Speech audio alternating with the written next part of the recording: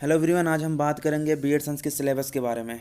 और इसमें क्या क्वेश्चन पूछा जाता है, कितने नंबर का क्वेश्चन आता है, क्या क्वेश्चन का पैटर्न होता है, कहाँ कहाँ से क्वेश्चन बनते हैं और क्या क्या आ सकते हैं। ठीक है, तो इसको हम विस्तार पूर्वक जानेंगे आज। अगर चैनल पे हमारे नए हैं तो सब्सक्राइब जरूर कर लीजिएगा, बेल आइकन भी दबा लीजिएगा। ठीक है, चलिए तो शुरुआत करते हैं। तो यार बीएड में जो होता है वो क्वेश्चन जो आता है 200 नंबर का आता है। कितने नंबर का आता है? 200 नंबर का। तो जो 200 नंबर का आता है उसमें दो भाग होते हैं। पहले में बहुविकल्पी पूछा जाता है, दूसरे भाग में लिखने के लिए दिया जाता है। तो जो बहुविकल्पी यानी कि एमसीक्यू होता है वो 160 नंबर का आता है। ठीक है, 160 क्वेश्चन दिए जाएंगे आपको, एक एक नंबर का क्वेश्चन होगा। जो बहुविकल्पी होगा एमसीक्यू वो 160 नंबर का होगा, वो पहला भाग हो जाएगा। ठीक है, दूसरे भाग में आपको लिखने के लिए दिया जाएगा। वो लिखने वाला भाग जो होता है 40 नंबर का होता है। ठीक है, उसमें बहुत सारी चीज़ें दी जाती है लिखने के लिए। तो आपको समझ आएगा कि 200 नंबर का पेपर होता है।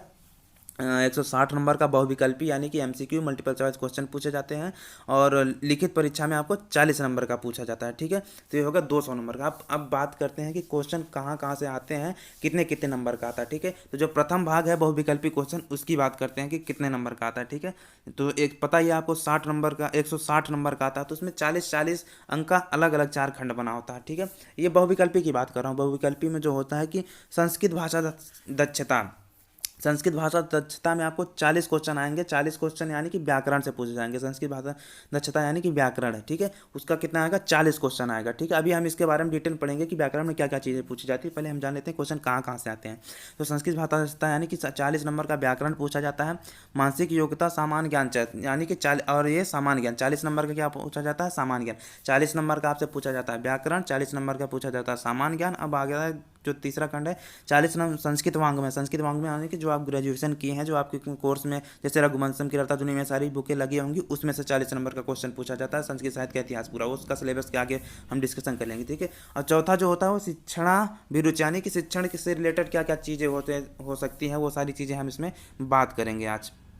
और ठीक है, और दूसरा जो भाग है यहाँ आप देख सकते हैं, दूसरे भाग में क्या पूछा जा रहा है लिखित परीक्षा के लिए। ठीक है, अनुप्रयुक्त व्याकरणम, इसमें जो है आपको लिखित परीक्षा के लिए पूछा जाता है 40 नंबर का। ठीक है, तो 40 नंबर का देखा, वचन परिवर्तन, क्रियापद, ये कृदंत प्रयोग पूछा जाता है, सर्वनाम पूछा जाता है, लकार पूछा जाता है, वचन, वाच्य, कर्तव्य विशेषण, क्रियापद, ये सारी चीज़ें जो अनुच्छेद कहाँ से होता है, पठित्वा, प्रश्नोत्तर और निबंध लिखने के लिए दे देता है। ये सारी चीज़ें क्या होती हैं? 40 नंबर की आती है ये चीज़ें लिखने के लिए। अब इससे पहले हम जो बात कर रहे थे ना, वो सिर्फ मल्टीपल चॉइस क्वेश्चन में आती हैं। ठीक है, अब जो मैं बता रहा हूँ ये लिखने के लिए आता है आपको। तो इसके बारे में हम अभी इसके बारे में डिटेल से बात करेंगे। इसमें कौन कौन सी चीज़ें कहाँ कहाँ से पूछी जाती है। जैसे 40 नंबर का आपके व्याकरण पूछा जाता है, 40 नंबर का आपके पास संस्कृत वाङ्मय का पूछा जाता है, 40 नंबर का सामान्य ज्ञान पूछा जाता है, 40 नंबर का आपके शिक्षण कार्य से रिलेटेड पूछा जाता है। ठीक है, तो ध्यान रखना। और ये 40 नंबर का क्या आ गया? 5 भागों में अगर विभक्त करोगे तो 40 उधर, 40 यानी 60, 160 उधर हो गया। दूसरे भाग में 40 नंबर का लिखने के लिए दे देता है। यहाँ पे कुछ सारी सामान छोटी छोटी चीज़ देता है, ऐसा भी नहीं है कुछ ज़्यादा बड़ा देता। निबंध लिखने के लिए देता, वो भी संस्कृत में लिखना होता है। पेपर पूरा संस्कृत में आता है, एक बार का ध्यान है, पेपर पूरा संस्कृत में आता है। ठीक है, तो आइए हम बात करते हैं इनके सिलेबस के बारे में, कि इसमें क्या क्या चीज़ें सिलेबस में डिटेल में दी गई हैं, कि आपको क्या क्या पढ़नी चाहिए। जैसे व्याकरण पूछा जा रहा है संस्कृत वांग में, तो उसमें क्या क्या चीज़ें पूछना चाहिए। ठीक है, तो चलिए देखते हैं कि व्याकरण में हम क्या पूछेंगे। देखो 40 नंबर का व्याकरण आता है एमसीक्यू वाले, अभी एमसीक्यू वाले बता रहा हूँ। ठीक है, अब क्या सबसे पहले संधि, संधि पढ़ लेना, प्रत्यय पढ़ लेना, इसमें शब्द रूप जितने भी टॉपिक हैं संधि का पढ़ लेना, प्रत्यय का पढ़ लेना आप लोग। और यहाँ पे देखोगे तो समास समास से सारी चीज़ें पूछे जाती हैं। ठीक है, समास भी पूछा जाता है, व्यय भाव तत्पुरुष समास से जितने भी समास होते हैं आप उनका पढ़ लीजिएगा। प्रक्रिया पढ़ लीजिएगा, ये जितने भी प्रक्रिया है। वाच्य पढ़ लीजिएगा, कर्तवाच्य, कर्मवाच्य, सारी चीज़ें, भाववाच्य, सारी चीज़ें आपको वहाँ पे मिल जाएंगी। कारक पूछा जाता है, कर्म कारक कर्तक। देखो इसमें मल्टीपल चॉइस क्वेश्चन भी दिया रहता है, आपको बस चुनना होगा कि हाँ इसका ये, उसमें आपको 4 को विकल्प दिए होंगे, उसमें से आपको चुनना होगा। ठीक है, इसलिए आपको पढ़ना पड़ेगा ही। वर्तनी गता अशुद्धियाँ, मतलब वहाँ शुद्ध दिया रहेगा, उसमें शुद्ध करने के लिए दे दिया जाएगा। ये भी सारे चीज़ पूछता है। अब बात करते हैं 40 नंबर का सामान्य ज्ञान।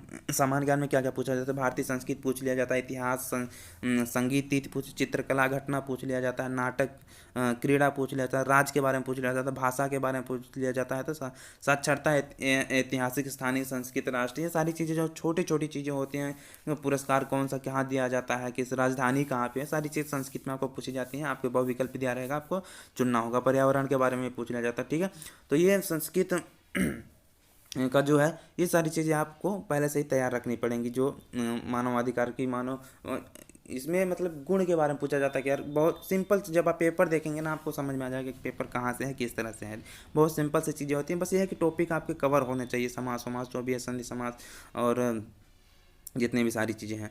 तो इसको एक हमेशा ध्यान रखना, आपको जो पढ़ना है डिटेल में पढ़ना थोड़ा। अब मानसिक योग्यता दक्षता, इसका 2 टॉपिक होता है क्या कहते हैं इसमें। तो ये जो मतलब वर्णमाला पूछ लेता है, संख्या पूछ रहा है, आरोह अवरोही घटनाक्रम लगाने के लिए समय देता है, क्योंकि रीजनिंग टाइप का क्वेश्चन आता है जिसमें गोले दे दिए जाते हैं, उसमें भरने के लिए दे दिया जाता है।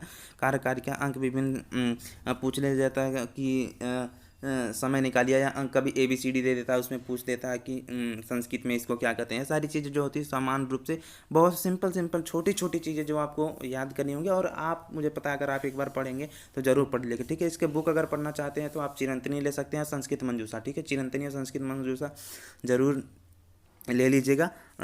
ये 2 बुक है जो इसमें काफ़ी टॉपिक कवर है। चिरंतनी BEd के लिए आप ये जरूर ले लीजिएगा, चिरंतनी जरूर ले लीजिएगा, ठीक है। अब हम बात करते हैं शिक्षण अभिरुचि के बारे में। तो वही शिक्षा उद्देश्य क्या होता है, गुण क्या होता है, सिद्धांत, अनुशासन, वृत्ति, संबंध, शिक्षा की भूमिका क्या है, गृह कार्य क्या होना चाहिए, ये सारी चीज़ें जो होती हैं 40 नंबर के शिक्षण अभिरुचि में दे दिया जाता है। बहुत सिंपल तरीके से पूछा जाता है, ऐसा भी नहीं है कि बहुत टफ चीज़ें पूछी जाती हैं, ठीक है। तो आप ध्यान में रख के पढ़िएगा, संस्कृत वांग्मय पे थोड़ा फोकस करिएगा और व्याकरण पे थोड़ा फोकस करिएगा। बाकी ये तो शिक्षणाभिरुचि वाले और वो चीज़ें आपकी क्लियर हो जाएंगी, मुझे पता है, ठीक है। तो ये आप सारी चीज़ें देख लीजिएगा।